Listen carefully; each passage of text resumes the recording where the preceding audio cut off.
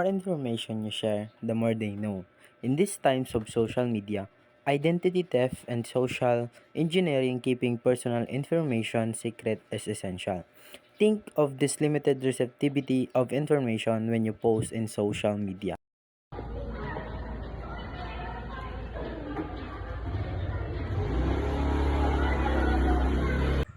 Makapag-post nga muna sa Facebook.